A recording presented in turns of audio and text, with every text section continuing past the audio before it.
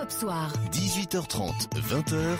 Nicolas Poincaré. C'est une autre forme de sport, l'exploit de ce Français qui a réalisé le défi de traverser à pied le désert chilien d'Atacama, le plus aride du monde. En un peu plus de 32 jours, 1400 km dans des conditions, Cyril de la Morinerie, extrêmement inhospitalières. Alors on va faire simple, l'Atacama c'est un peu comme sur la Lune, il ne pleut jamais. Quand je dis jamais, c'est vraiment pas une seule goutte d'eau, et ce n'est pas un hasard d'ailleurs si la NASA a testé des véhicules avant qu'ils n'aillent explorer la planète Mars. On se croirait vraiment vraiment pas sur Terre, quoi, tout simplement. Alors aucune vie donc n'est possible. Notre aventurier n'a rencontré qu'un seul être vivant durant son improbable périple de 32 jours, un cycliste, car en plus d'être aride, ce désert est le plus haut du monde, près de 4000 mètres d'altitude, et le thermomètre fait le yo-yo. En pleine journée, il fait 50 degrés, et la nuit, la température dépasse à peine 0. Charles Eddrich a d'ailleurs marché principalement de nuit, mais sa plus grande difficulté, c'est lorsqu'il s'est tordu la cheville dans l'un des canyons de l'Atacama. Il a dû se soigner tout seul avec une méthode un peu particulière.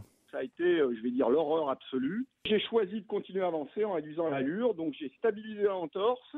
Et puis à chaque pause, mon remède, c'était de mettre ma jambe le plus haut possible. Donc je la mettais sur un bidon d'eau. Donc j'ai même fait ma plus grosse journée au bout d'une semaine. J'ai fait 61 km. Ça s'est très bien passé. Alors pour survivre, Nicolas, il a dû tirer un chariot de 150 kilos sur lequel il a entreposé un duvet, une pelle, 2 paires de baskets, de la nourriture et surtout 77 litres d'eau. Et il n'a pas eu besoin d'utiliser son ingénieuse machine de recyclage d'urine, car Charles Eddrich, il est un peu à l'image des nouvelles voitures, économes. De raisonner par jour, ça n'a pas beaucoup de sens, parce que si j'avance pas, donc je consomme et puis je bouge pas. Donc. Et très vite, j'ai basculé avec un raisonnement comme une voiture ou un camion de consommation au 100 km. Donc au début, je consommais 14 litres au 100 précisément. Et puis à la fin, j'étais plus acclimaté, plus entraîné, et je suis descendu à 10-11 litres au 100.